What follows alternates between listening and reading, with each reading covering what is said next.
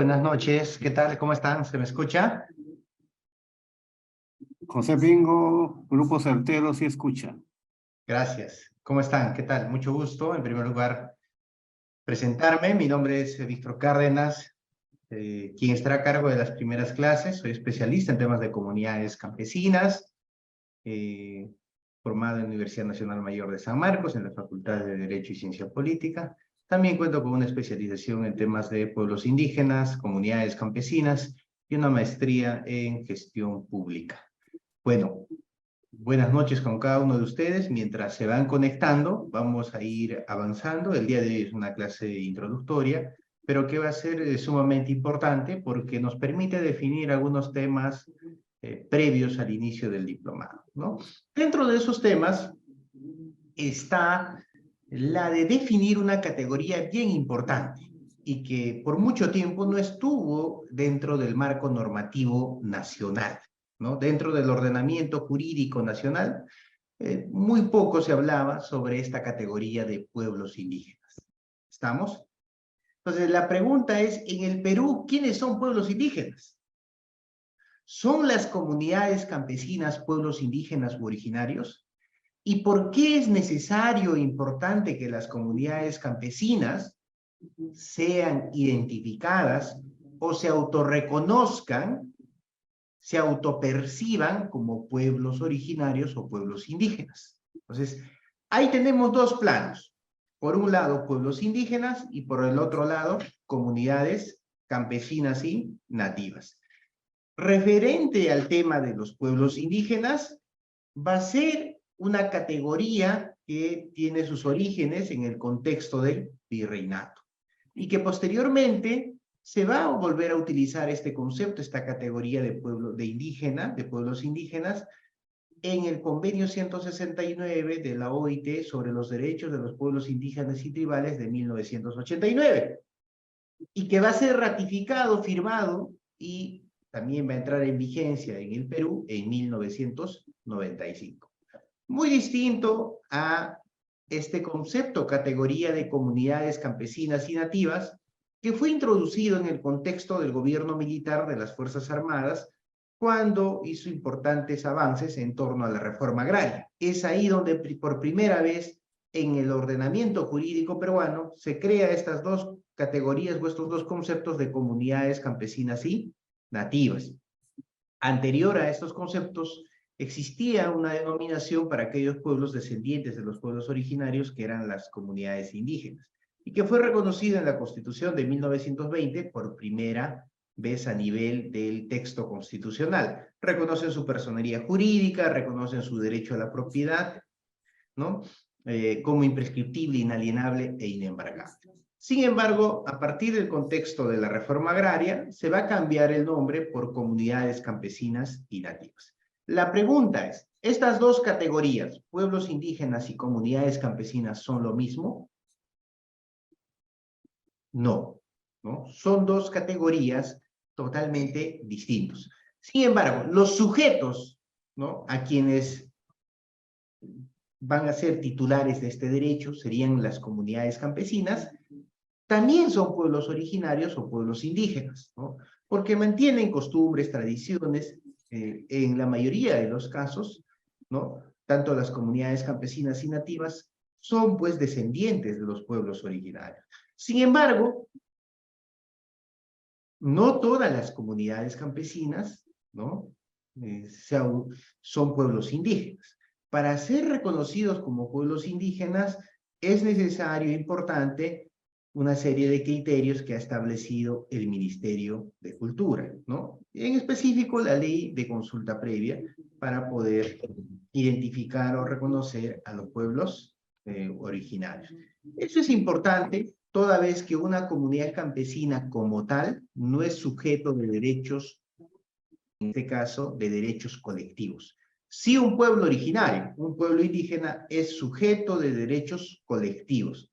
Dentro de esos derechos colectivos, los más importantes son el derecho a la consulta previa, el derecho al territorio, el derecho a la libre determinación, entre otros derechos colectivos, sobre todo cuando nos encontremos también frente a proyectos extractivos que se van a desarrollar en las comunidades campesinas. Por ello es importante que las comunidades campesinas sean reconocidas, identificadas en la base de datos del Ministerio de Cultura, ¿no? Como pueblos originarios. Es un reconocimiento administrativo, no es un acto constitutivo de derechos, sino es un acto declarativo. Y también, en caso no haya sucedido ello, pueden plasmar actualizando sus estatutos comunales en el sentido de que ustedes se autorreconocen, se autoperciben como descendientes de pueblos originarios. Ese es un elemento importante y necesario, actualizar los estatutos comunales acorde a los estándares internacionales de los derechos de los pueblos indígenas, ¿no? Dentro de ellos del convenio 169 de la OIT. Abel, muy buenas noches. ¿Hasta ahí alguna pregunta, alguna consulta, por favor? Buenas Sí, yo noches. tengo una... Adelante, por favor. Gracias. Buenas noches. ¿Me escucha? Sí, te escuchamos, Oscar. Buenas noches. Muchas gracias por la invitación y estar en el curso. Tema interesante, ¿no? Son dos categorías distintas, comunidades nativas y comunidades campesinas e indígenas, Del ¿verdad? derecho interno peruano, creado Ajá, por Velasco, ¿no? claro. Antes era una sola categoría, comunidades indígenas. Ajá.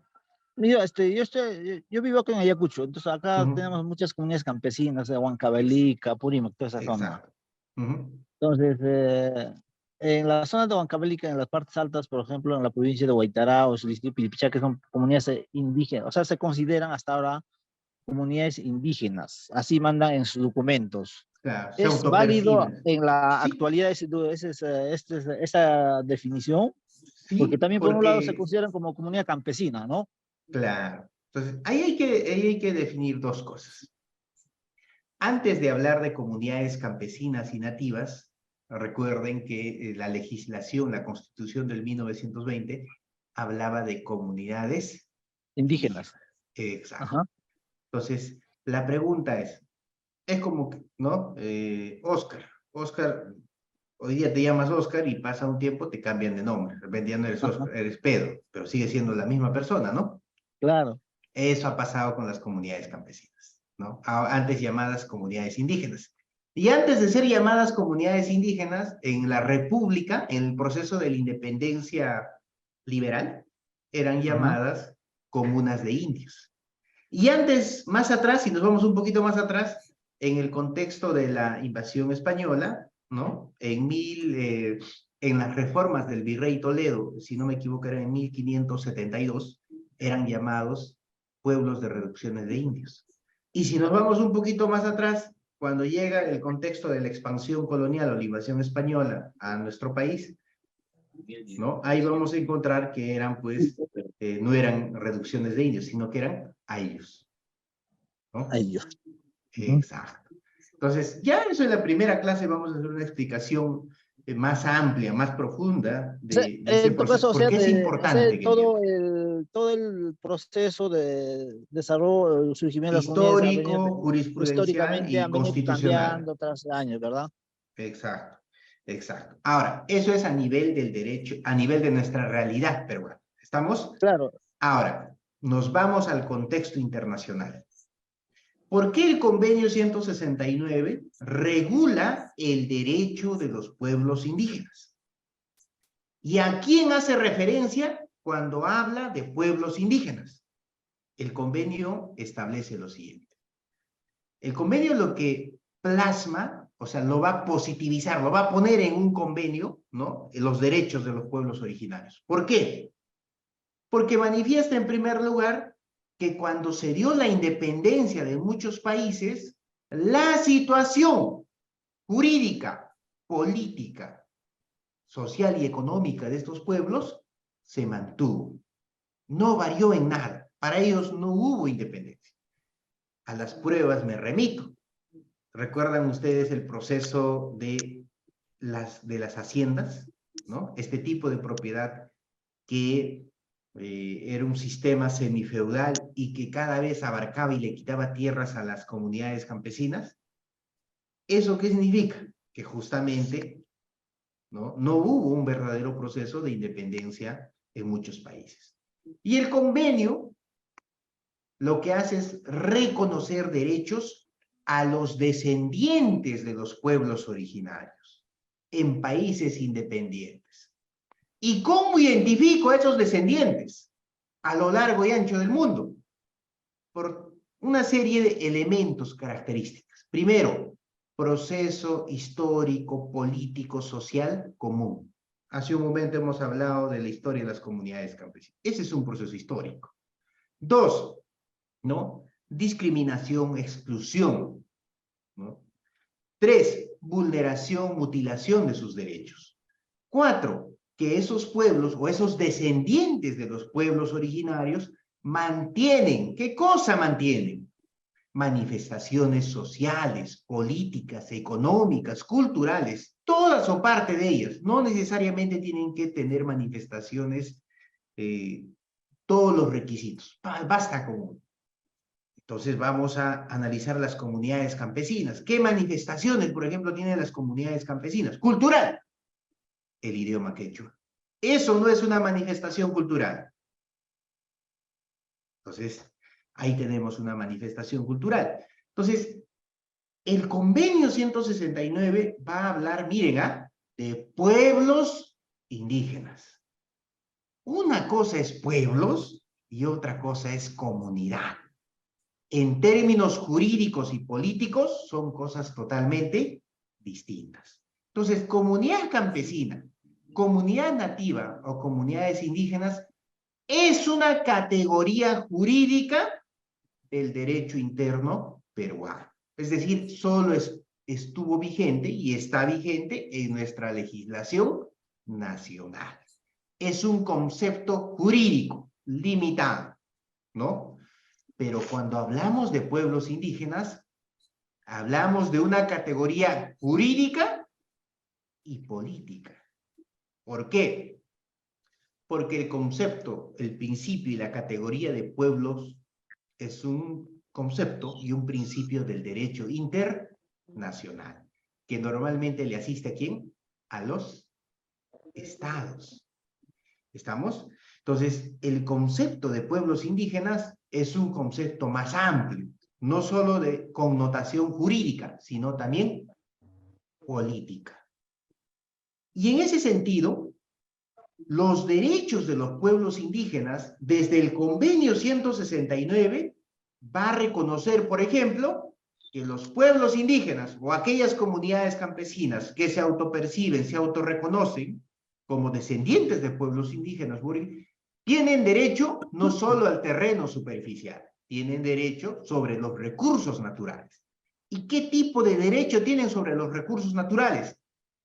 A explotarlo, a usarlo, a administrarlo, y si el Estado va a otorgar a un tercero para que explote, tiene derecho a ser consultado, tiene derecho a recibir una indemnización en caso genere una indemnización, ¿no? En caso genere un daño ambiental, tiene derecho a recibir un beneficio en caso se explote ese recurso natural. ¿Estamos? Eso es siempre y cuando la comunidad campesina se autoperciba, se autorreconozca como un pueblo originario. En cambio, con la ley de comunidades campesinas, solo le reconoce de forma limitada derechos territoriales, pero sobre la superficie. Si bien es cierto, la ley de comunidades campesinas habla tanto de territorios y tierras, pero no precisa, no aclara. Ahí también debemos precisar, y la idea es que en este diplomado que vamos a iniciar la siguiente clase, ¿no? Ya formalmente, se debe también entender y saber diferenciar estas dos categorías, tierras y territorios, que es otro concepto bien importante y necesario. Hasta ahí no sé si quedó claro. Si hay alguna consulta, alguna duda, por favor, estoy a su disposición para poder aclarar algunas preguntas y continuar con la clase del día de hoy. Muchas gracias. Yo tengo un autor Cárdenas, ¿me escucha? Adelante, por favor. Ya, José Pingo Pasos, de Piura, Mucho gusto. específicamente Comunidad Campesina San Martín de Sechura, así se llama ahora. Bueno, me quedó claro lo que es pueblo indígena y lo que es comunidad campesina. Ahí tenemos un problema. Hay varios territorios, terrenos ya asignados, donde nos daban el título de propiedad. Comunal. Claro, lo que era antes ahora se llama comunidad. Claro, Ya se llama, antes como comunidad indígena. Sí, exacto. Entonces, ¿tienen validez los dos? Porque Claro lo que que sí. daba... Ya, Esa, por sí, ejemplo, esa sería una prueba irrefutable para considerar a su comunidad como descendiente de un pueblo originario, claro, claro. ¿no? Inicialmente lo daban y decía certificado de posición. Claro, ahí habría que revisar. Miren, hace poquito yo estuve en la comunidad campesina de Rancas. No sé si ustedes Ya, han escuchado de esa comunidad. No he podido poner en bueno, mis diapositivas mi visita, pero yo les cuento un poco la experiencia. He quedado bastante gratamente, podría decir, sorprendido en alguna medida, pero también con mucha expectativa sobre la organización comunal. Rancas está ubicado en las estepas de Cerro de Pasco, ¿no? ajá. Y no sé si ustedes han leído una obra bastante interesante de Manuel Escorza, que era Sí, sí, Redoble por de Rancas. Barrancas, claro. Exacto, ¿no? Y era la lucha de una comunidad, que era la de Rancas, por la recuperación de sus tierras frente a la invasión de los hacendados, pero también de una empresa minera que estuvo, norteamericana, que estuvo casi 100 años, hace 100 años en Cerro de Pasco, ¿no?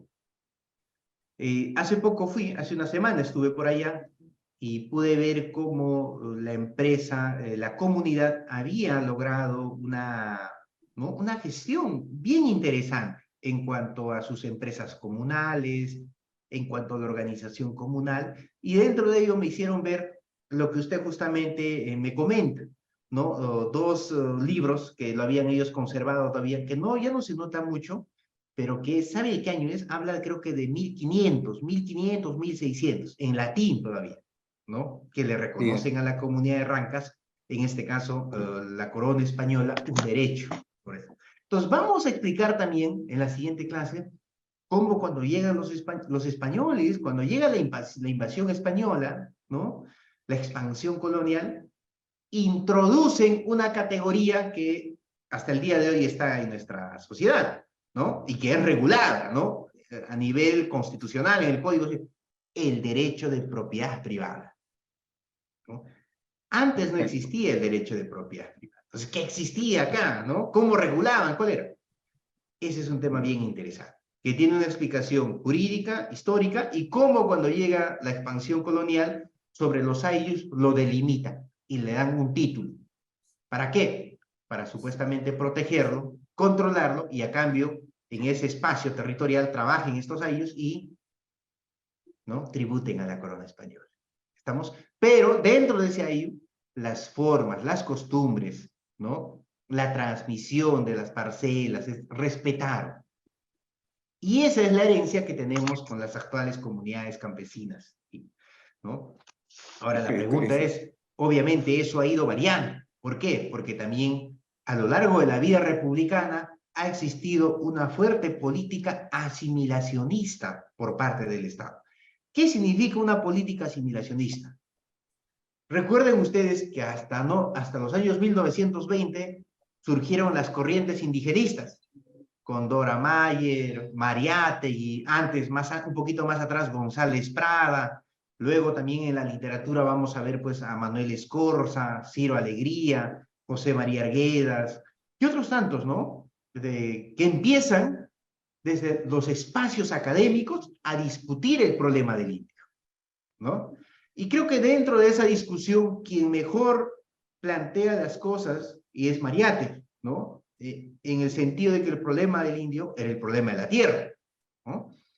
Y que quien plasma eso, podríamos decir, en alguna medida, es el gobierno militar de Velasco. Pero justamente en ese contexto, vamos a ver pues que a partir de estas discusiones, para no salirme de lo que yo quería explicar, la política asimilacionista del Estado, era que lo que planteaban ellos, miren esas ideas retrógradas desde el Estado y desde sectores conservadores, ¿no? Que el problema del Perú era el problema del indio, que esa era la causa del retraso, etcétera, ¿no? Así planteaban. Y en ese contexto plantean sus políticas asimilacionistas. ¿Y qué implica esas políticas asimilacionistas? Que los descendientes de esos pueblos indígenas, ¿no?, dejen de hablar su idioma, su cultura, su tradición, y que se asimilen a la cultura mayoritaria o dominante de influencia eurocentrista, ¿no? Y yo diría que esa política todavía, en algunos sectores, con rezagos, se mantiene, ¿no? Pero también en estos últimos tiempos, hemos pasado a una suerte de revalorización de lo nuestro, ¿no? Pero sin embargo, esas políticas asimilacionistas han hecho mucho daño a muchas comunidades, y otras, en ese proceso de ser asimilados, han ido desapareciendo, ¿no? Han perdido su idioma, han dejado de practicar sus costumbres, sus tradiciones, porque no hubo desde el Estado una verdadera política de fortalecer la institucionalidad de estos pueblos originarios, fortalecer su cultura, su idioma, etc. Entonces, todo eso de alguna manera va a ser replanteado desde el Convenio 169 de los derechos de los pueblos indígenas, ¿no? Que es un tratado internacional de derechos humanos y que tiene naturaleza y rango constitucional para el caso peruano, porque lo ha ratificado y lo ha firmado y está vigente desde 1995. Entonces, hasta ahí, no sé si hay alguna otra pregunta más, por favor, sino para seguir explicando.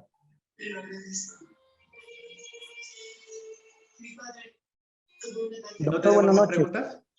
Doctor, Sí, buenas adelante, noches. Doctor, le saluda Efraín Apaza desde Cusco, desde las provincias altas del Cusco. Doctor, he llegado un poquito tarde, no se me ha quedado bien claro lo que es el tema de las comunidades campesinas y comunidades indígenas, ¿no? Entonces, si podría aclararnos un poquito, por favor, y le voy a agradecer, doctor. Sí, igual va a estar grabada la clase, pero igual vamos a ir precisando. Recuerden que la primera clase, esta es una clase introductoria, ahí lo voy a precisar con 2 cuadritos bien explicados, no se preocupen. ¿Alguna otra pregunta más, por favor? Una cosita, disculpe que insiste, José Pingo Pasos de Piura. Ha quedado claro lo que es los pueblos indígenas de 1500, cuando llegan los españoles y todo eso se genera toda esta situación de repartición. Y después también lo de las comunidades campesinas a través de todo el proceso que ha habido en esta situación de cambio de nombres. Ahora específicamente, en el caso de Sechura, que es unos casos que hay problemas ahí, se están haciendo una serie de, digamos, astilleros, varaderos en el sector pesquero, y en el sector agrícola estamos viendo también tratar de aprovechar los terrenos eriazos, el mal llamado del desierto de Sechura, que ahorita está que verdea con esto del Niño, que no es desierto. Entonces se trata de aprovechar todo estas 800.000 hectáreas que tiene la comunidad. Hemos comenzado a hacer las gestiones, por eso que estoy muy interesado acá en esta exposición, ¿verdad? Y ahora tenemos problemas con el gobierno regional a través de la Oficina de Demarcación Territorial del Gobierno Regional de Piura, y también encontramos que tiene que ver que el dueño ahora de los terrenos es la SBN. Entonces, ahí tenemos un es problema un problema grave, jurídico. ¿no? Habría que ver cómo la SBN se ha adjudicado esas tierras. Claro, a eso me refiero, porque dice que hay una ley que ha salido a partir de febrero de 2022, donde ahora ya las comunidades campesinas, los pueblos indígenas no tienen que ver nada con ten certificado de posición o los títulos de propiedad, lo que se llame, que ahora todo es la SBN. Entonces, ese es el tema que quisiera que en las próximas clases lo tome bien en cuenta, empaparse bien, porque de acuerdo al resultado de que obtengamos acá, nosotros vamos digamos, Entiendo la preocupación. Creo que hay varios colegas también que van a tocar ese tema en la tercera, cuarta sesión, que tiene que ver con titulación, ¿no? Hay un tema de demarcación también, ¿no? Sin embargo, Entiendo que eso ha sucedido a partir de, como usted menciona, que la comunidad solo tiene certificados de posesión y no está titulado, Es ¿no? correcto. O sea, no está saneado su propiedad comunal. Entonces, pero el convenio también manifiesta que quien debería estar obligado a hacer el procedimiento de saneamiento de la propiedad comunal es el Estado, con procedimientos claros, oportunos y adecuados. Bueno, no lo va a hacer porque el problema de la informalidad en nuestro país es un problema, pues, social, ¿no? Que abarca no solo a la propiedad comunal, sino también otro tipo de propiedades. Pero, sin embargo, acá debería existir una protección especial sobre la propiedad comunal. Y lo que ahí usted debería hacer, en primer lugar, es, por la Ley de Acceso a la Información Pública, solicitar ¿no? Toda la información de la SBN sobre ese caso en particular que usted menciona. A partir de ahí poder hacer un diagnóstico físico-legal y ver qué acciones a nivel administrativo, legal, judicial se puede plantear para la recuperación de las tierras. Otro aspecto importante, justo que me están hablando de Piura, es un tema que lo toco a consideración, igual más adelante lo vamos a tocar. A las comunidades campesinas de la costa no lo quieren considerar como descendientes de pueblos, o sea, no lo quieren considerar como pueblos indígenas, salvo una que otra, y dentro hay otro que era Cañar. Esa es una posición del Estado, ¿eh? Pero vamos a analizarlo más adelante. Vamos a analizarlo más adelante. Se lo comento. Correcto. Se lo comento. Hay un artículo bien Correcto, doctor. interesante de un doctor especialista también en estos temas que ha escrito y que se los voy a compartir por el grupo. ¿Alguna otra pregunta más, por favor, para continuar?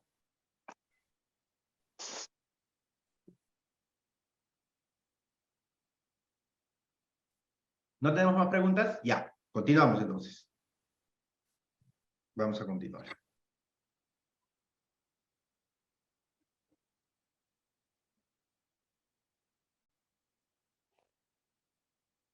Ese es un poquito, ¿no? A ver, ¿recuerdan ustedes el proceso de la independencia política en el Perú, 1821? ¿Qué tipo de proceso? Fue una independencia liberal, ¿no?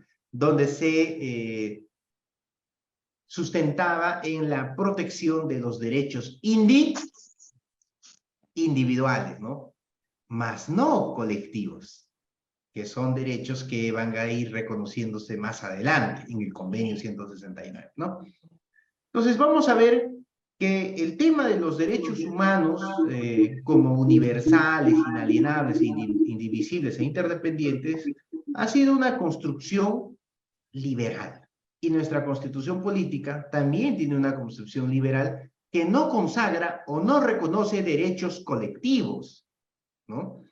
Por ello que vamos a ver, pues, estos derechos que van a también ir evolucionando y que estos derechos humanos también van a tener una construcción individualista y liberal, es decir, de proteger a la persona más no al colectivo o los derechos colectivos, ¿no? Entonces, vamos a ver que la clasificación de los derechos civiles y políticos de primera generación, segunda generación, derechos económicos, sociales y culturales, y en los de tercera generación vamos a encontrar los derechos de los pueblos indígenas. Pero, ¿cuáles son esos derechos de los pueblos indígenas?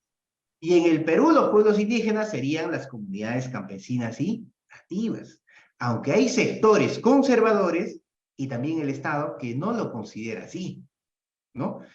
Los derechos de los pueblos indígenas son aquellos derechos colectivos, cuyo sujeto titular del derecho no es un individuo, sino un colectivo, un grupo, un conjunto de personas, ¿no?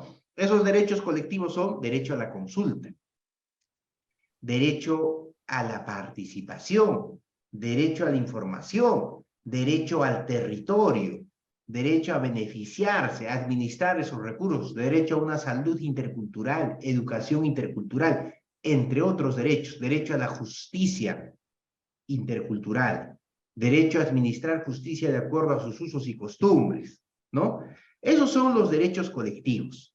Entonces, la relación de los pueblos indígenas y la violación de los derechos humanos ha sido pues una constante, como ya le he explicado hace un momento con algunos contextos históricos.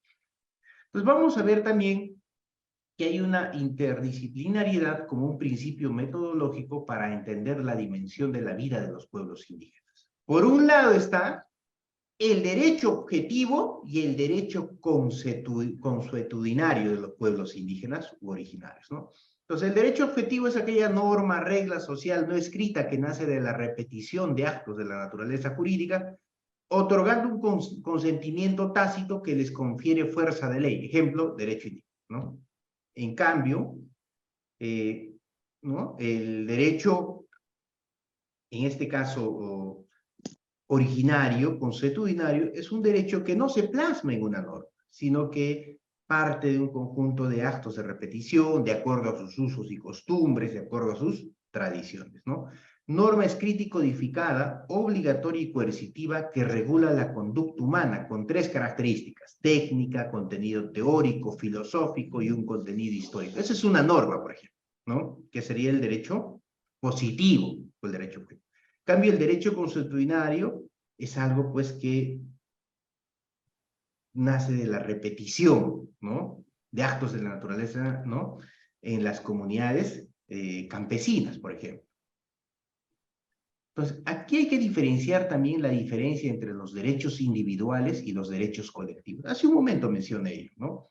Entonces, el derecho individual tiene una concepción liberal del sujeto de derecho, o sea, el individuo como sujeto de derecho, no un colectivo.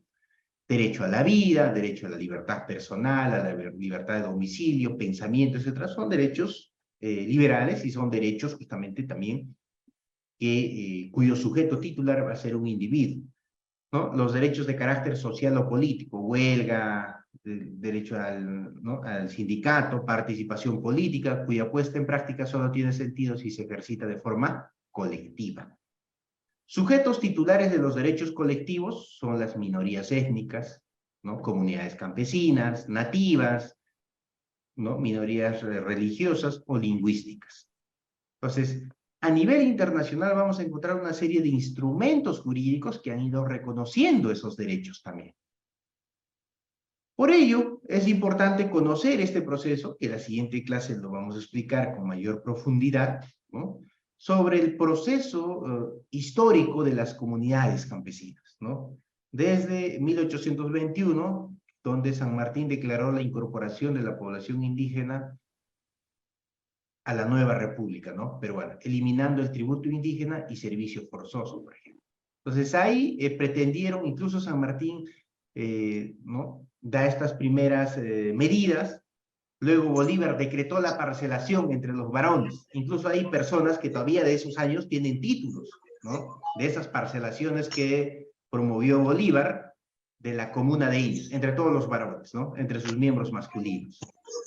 Luego está el tributo indígena, que fue restablecido como contribución indígena, tasa más alta cobrada a indígenas, ¿no? En comuna, también llamados originarios. En 1850 se da el servicio forzoso del indígena restablecido llamado Ponga. De 1861 a 1920, constantes levantamientos indígenas, ¿no? Que se van a dar a lo largo y ancho del país. Movimientos proindígenas en Cusco, Puno, Lima y otras capitales provinciales.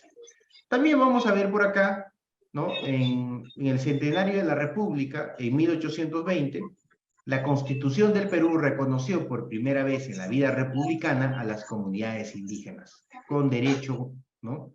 A su territorio, su existencia legal, su personería jurídica. Y en 1933 la Constitución también en la misma línea, ¿no? Va a reconocer, por ejemplo, la existencia legal y personería jurídica. De 1935 a 1992 el Ministerio de Trabajo tenía una Dirección General de Asuntos Indígenas. Luego esa dirección fue cambiada de nombre por Comunidades Campesinas y Nativas. ¿Cuál era la función? La inscripción y titulación de comunidades, resolución de conflictos y desarrollo económico. En 1969, el gobierno de Velasco declaró un cambio de nombre de comunidad indígena a comunidad campesina. Y en 1974 hay una nueva ley que reconoció un segundo tipo de comunidad indígena, la comunidad nativa. Y en 1993, la Constitución Política va a flexibilizar los derechos de las comunidades campesinas sobre sus tierras, ¿no? Donde solo va a poner un último candado, la imprescriptibilidad de las tierras. la inalienabilidad, la inembargabilidad y la disposición de las tierras con 2/3 de comuneros calificados ya no está en la Constitución. Sea flexible. ¿Dónde está? En el Código Civil y también en la Ley de Comunidades Campesinas. En 1995 entra en vigencia el Convenio 169 de la OIT. Y en el 2012, la Ley 29785, ¿no?, que es la Ley de Consulta Previa, va a ser aprobado, va a entrar en vigencia y posteriormente también su reglamento. Sobre esa ley hay una serie de cuestionamientos, etc.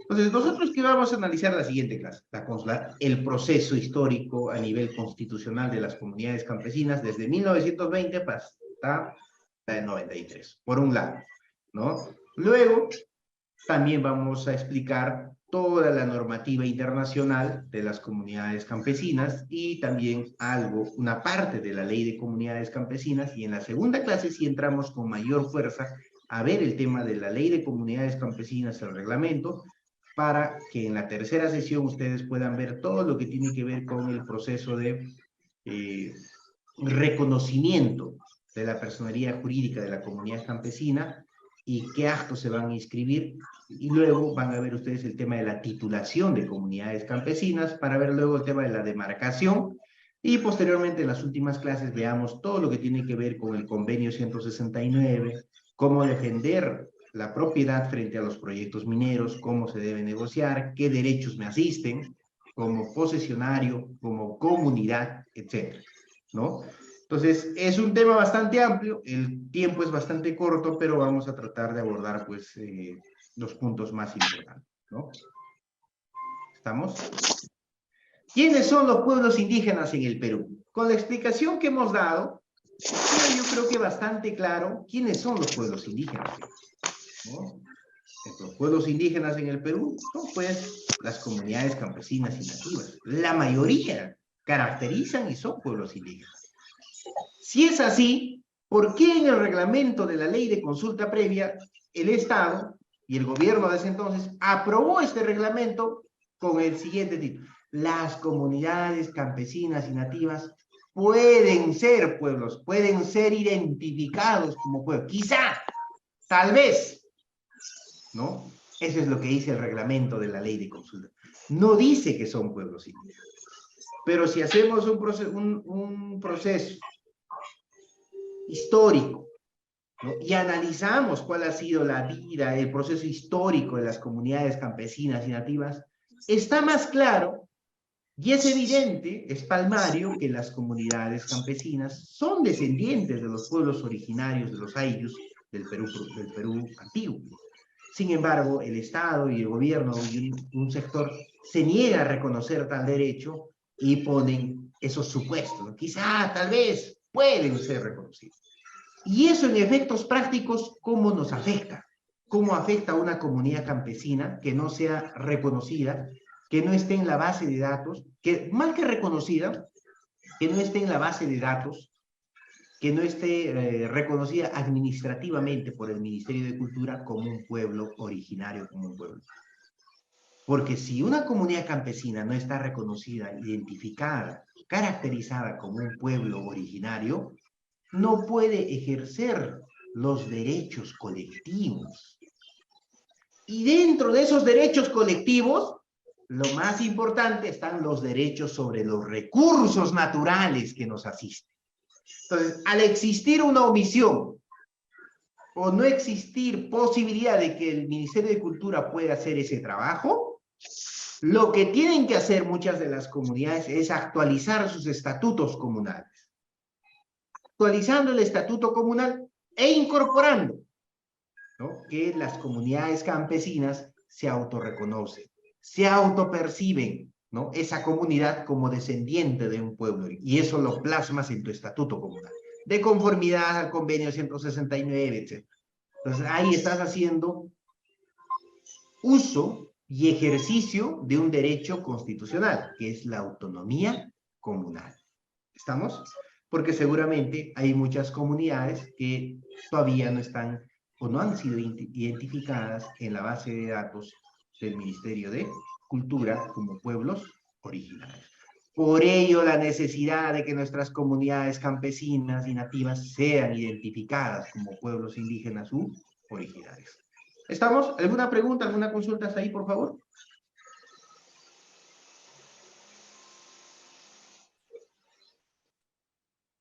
Buenas ¿Ninguna? noches. Buenas noches. Buenas ¿Cómo noches. está? Soy Cayetano Alberto Canales de la Cruz. Quisiera hacerle la segunda pregunta. ¿Me escucha? Sí, adelante, por favor. Mire, señor, no sé, lo que está explicando es interesante, entonces, pero la memoria, usted sabe que es frágil. No sé si esta explicación que nos están dando Todas las podría clases quedan grabadas. No se me, preocupe. me Todas pueden, las clases. me pueden proporcionar entonces esta Sí. grabación, ¿perdón? Recuerden ustedes que todos los que, bueno, ya están matriculados también en el diplomado tienen acceso al campus virtual, ¿no? Y en el campus virtual ustedes ingresan con su DNI y su correo, y ahí ustedes van a encontrar los materiales y esta clase. Obviamente no hoy día, ¿no? Porque todavía tienen que pasar por un proceso, me imagino, que lo editan, tienen que subirlo. Yo estimo que a más tardar el viernes, sábado, eso ya está disponible para ustedes. Muy Y amable. no Eso se es todo. preocupen, y aquellos que tampoco no se hayan matriculado, yo me comprometo a compartir. No hay ningún problema. ¿Estamos? Ya. ¿Hay alguna otra pregunta más, por favor? Ya. ¿Está claro? Si no, con toda la confianza, por favor. Y no duden en consultarme o preguntarme, o también, si es que alguien desea complementar o cuestionar, ¿no? La idea es que Todo está claro, no doctor. Puede exista, continuarse. no exista una idea monótona, ¿no? Y tampoco la idea es que yo me pase hablando. La idea es un poco interactuar y compartir, sobre todo. ¿Estamos? Entonces, continuamos. ¿Ya? Entonces, según el Ministerio de Cultura, existen en el Perú 55 pueblos indígenas, ¿no? Dentro de ellos están los quechuas, aymaras, cañaris, chipivos, boras en la selva, ¿no?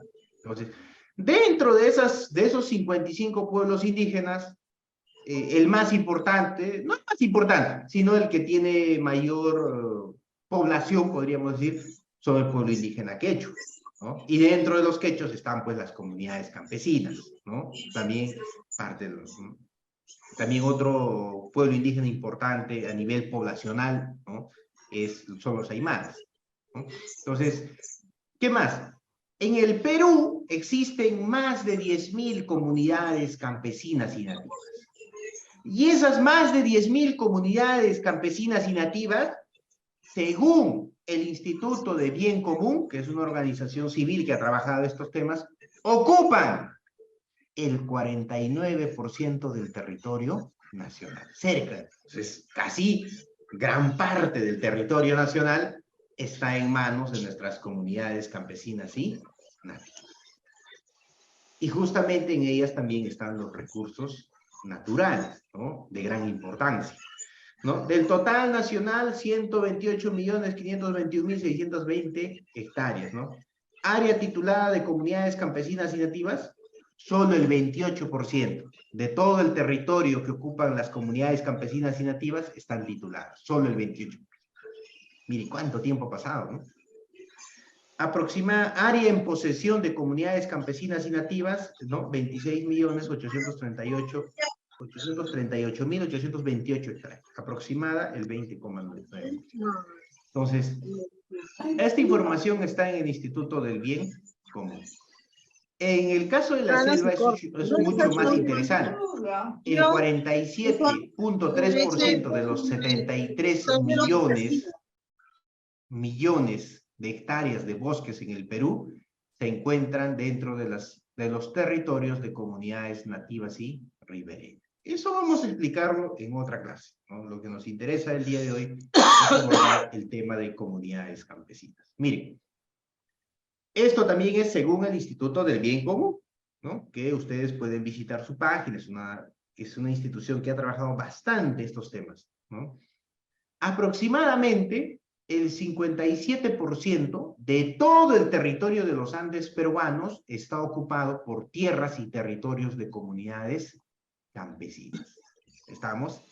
Y justamente en ese territorio de las comunidades campesinas están, pues, los recursos minerales, están los recursos hídricos, forestales también. Por ello, hay una importancia, ¿no?, sobre esos recursos. Y hay sectores que plantean, pues, la parcelación, que ya no, eso ya no debe existir como comunidad, sino debe convertirse en propiedad privada. Justamente, ¿con qué finalidad? De promover el tráfico económico de tierras, de promover y abrir las puertas, ¿a qué cosa? A la inversión, ¿no? Pero en desmedro de la existencia de las comunidades campesinas, ¿no? Justamente el régimen comunal tiene sus orígenes en los años, y ese régimen comunal hace que el colectivo, la comunidad, sea el titular y los posesionarios sean usufructuarios, tengan derecho sobre sus parcelas al uso y al disfrute. Pero sin embargo, en la realidad, lo que sucede es que muchos posesionarios se transfieren entre comuneros sus posesiones entre terceros o empresas mineras. Entonces, eso vamos a explicar ya más adelante, por qué se da esa problemática y cómo lamentablemente eso también viene afectando a nuestras comunidades campesinas, ¿no? Entonces, desventajas del derecho positivo para sociedades tradicionales. ¿Qué significa derecho positivo? Código civil, código penal, constitución. ¿Cuál es la desventaja de todo ese marco normativo? Yo diría, primero, que no hay un enfoque intercultural. Entonces, tenemos que reformular, replantear toda la normativa nacional en función del derecho internacional de los pueblos indígenas y la jurisprudencia de la Corte Interamericana y otros instrumentos jurídicos internacionales en materia de pueblos indígenas. Porque así como están, son muy perjudiciales, ¿no? ¿Y en qué nos afecta eso? Los trámites engorrosos que en la práctica se vienen efectuando en las instancias jurisdiccionales, ¿no? No hay coordinación, existe criminalización, no respetan la justicia comunal, etc. Inaccesibilidad y lejanía de las instancias jurisdiccionales. El idioma monolingüe que los operadores, y no solo los operadores, todo funcionario de instancia pública, lamentablemente tiene un idioma monolingüe. ¿Cuál es? El español. No te tienen el idioma quechua original. Complejidad en el aprendizaje y entendimiento de las leyes. Corrupción en los operadores encargados de administrar justicia, y la dilación de los procesos disminuye la confianza. La imposición etnocéntrica de un solo sistema jurídico, en este caso el sistema jurídico que nosotros hemos heredado, ¿no? Y que tiene una influencia más que todo a partir de la concepción también de la independencia política, de esa concepción liberal, poder legislativo, poder judicial y poder ejecutivo, ¿no? Hace imposible la valoración de derechos distintos. Entonces, dentro de ello también vamos a encontrar los instrumentos jurídicos de los derechos de los pueblos indígenas. Lo que yo le estaba comentando, ¿no? Aquí está.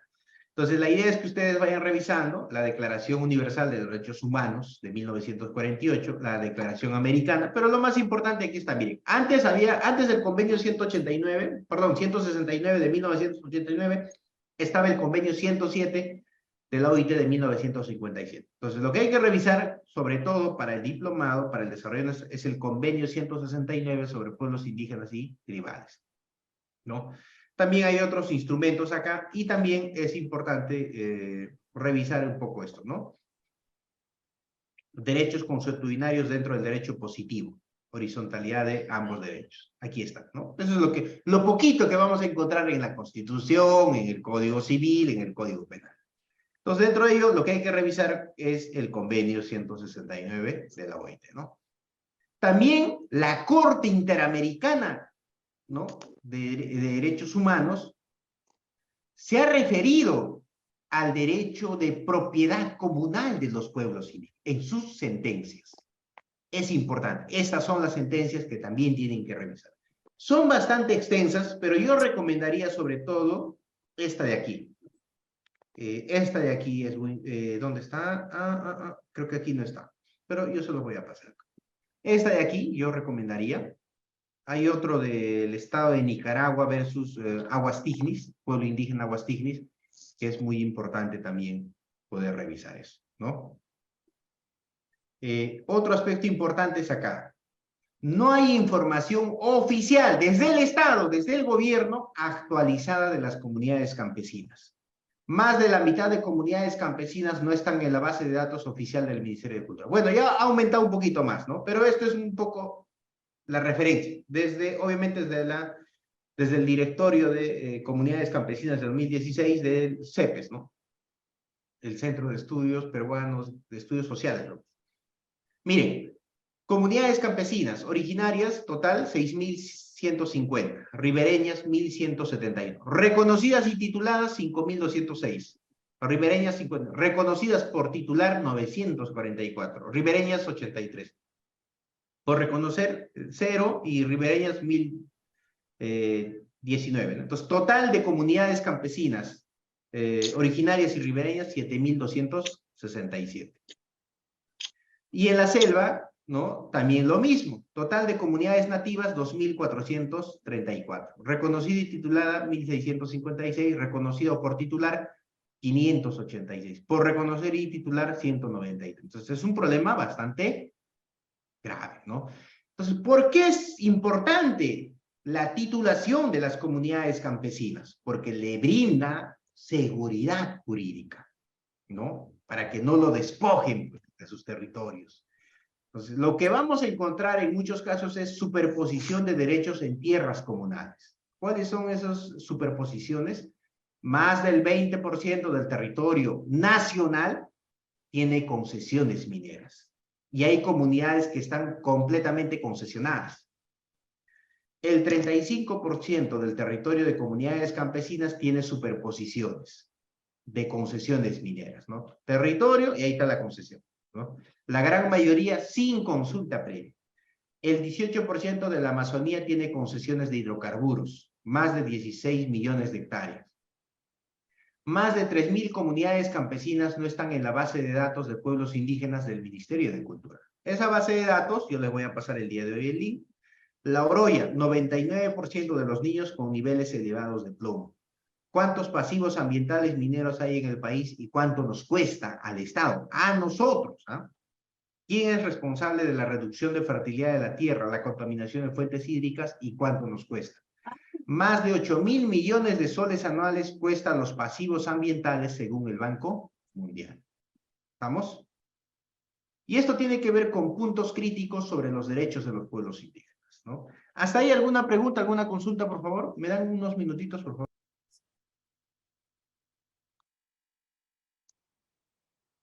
Mili.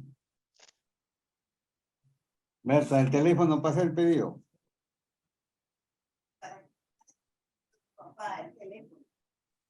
Doctor, buenas noches de nuevo. En cuanto a lo que es cuando decimos las comunidades campesinas, no es cuando estamos a nivel de Estado, y si nosotros quisiéramos estar a nivel del convenio 169, podríamos de repente recuperar esa categoría internacional de la UIT y ser, pues, aspiramos nosotros muy particularmente en nuestras comunidades a querer ser reconocidos, como usted dice de nuevo, como comunidades indígenas, ¿no? Y estar respaldados con las leyes internacionales, no tan solamente con las leyes del Estado peruano, ¿no? Entonces, al respecto, de repente, alguna aclaración, doctor. Sí, muchas gracias. Disculpe, no lo he escuchado muy bien. ¿Podría repetirme, por favor? Bien, doctor, desde Cusco, Efraín Apaza. Doctor, lo que quería indicarles que cuando nos habla de comunidades campesinas y comunidades, o sea, en este caso, como comunidad campesina sabemos muy bien que hemos sido ratificados con Fujimori en el año 2012 como comunidad campesina. Eso quiere decir que yo entiendo que estamos prácticamente basados o reconocidos con la ley a nivel de Estado peruano, nada más como comunidad. Exacto. Pero nosotros aspiraríamos a ser reconocidos con las leyes internacionales de la UIT, del convenio 169, para estar a un nivel prácticamente con respaldado con las leyes internacionales, ¿no? Entonces, como comunidad indígena, quisiéramos ser como comunidad indígena. ¿Sería factible eso o estoy equivocado? es factible, ya el convenio lo ordena. ¿Por qué? Porque el Perú voluntariamente ha suscrito ese convenio. Y al suscribir ese convenio, que es un convenio, es un tratado internacional de derechos humanos, este convenio es parte del ordenamiento jurídico nacional peruano. Y no solo es parte, tiene naturaleza y rango constitucional. Pero no basta con eso, sino que el Estado tiene que desarrollar una política normativa, y no solo una política normativa, tiene que desarrollar planes, programas, políticas públicas, para que ese derecho que está en el papel, ¿no?, todos los pueblos indígenas puedan ejercerlo, puedan hacer ejercicio y goce de ese derecho. Y ese es el camino más difícil, ¿no? Porque muchos derechos están reconocidos, pero solo en el papel. Y es el caso de las comunidades del convenio 169, que todavía el Estado se resiste a implementar. Ha implementado a cuentagotas, y cuando lo ha implementado, lejos de materializar lo que dice el convenio, le ha sacado la vuelta en muchos casos. Ese es el gran problema, ¿no? Sin embargo, en ese escenario, muchas comunidades campesinas han judicializado, otras vienen ejerciendo otros mecanismos para justamente hacer valer sus derechos, reconocer sus derechos que ya están en el convenio, ¿no? Entonces, puntos críticos sobre los derechos de los pueblos indígenas. Adecuar la normativa internacional en materia de pueblos indígenas, tratados y jurisprudencia al ordenamiento jurídico nacional. No existe una política nacional de pueblos indígenas. Ejemplo, formalización de la propiedad rural que oriente el trabajo de la titulación y que se adecúe a la necesidad de protección de comunidades campesinas y nativas. La institucionalidad desordenada y débil. Ejemplo, en el caso del Minagri, DIGESPAR, débil, los GORES, los gobiernos regionales, aún adolecen de recursos humanos y recursos económicos para ejecutar sus funciones. Legislación sobre derechos de pueblos indígenas es dispersa, contiene normativas contradictorias y vacíos legales. Es necesario revisar y mejorar los marcos normativos de pueblos indígenas, comunidades, para que no se siga generando esa asimetría con la normativa de sectores del Estado que ven a la tierra como un recurso intercambiable. ¿Estamos? Entonces, eso es importante. Quería compartir esta primera parte del diplomado, ¿no? Es una clase introductoria, pero que es importante. Ahora yo les voy a compartir por aquí algunos materiales. Miren, acá vamos a ver si puedo. Ya, aquí está. A ver, vamos a dejar de compartir y voy a compartir esto de acá. Miren, esta es la revista del instituto, no sé si lo pueden ver. ¿Ya? En la revista, aquí hay una sección, en la parte de abajo, miren, que es pueblos indígenas, ¿no? Ustedes se van a ir a pueblos indígenas y ahí van a encontrar bastantes artículos de expositores, especialistas, ¿no? ¿No? Pues ahí está la ley de consulta previa, ley de comunidades campesinas. Entonces yo se los voy a pasar eso por acá por el chat, sino también por el WhatsApp, ¿no? Aquí está, se los voy a compartir. Ya. Ahí está el link, si ustedes también lo pueden solicitar. Pero lo que me interesa acá, hay un compendio normativo que ha trabajado el Instituto de Defensa Legal sobre pueblos indígenas. Y está muy completo, ¿no? Este es el compendio normativo. Ahí ustedes son casi... Ahí está toda la normativa nacional e internacional, ¿no? Para que ustedes puedan...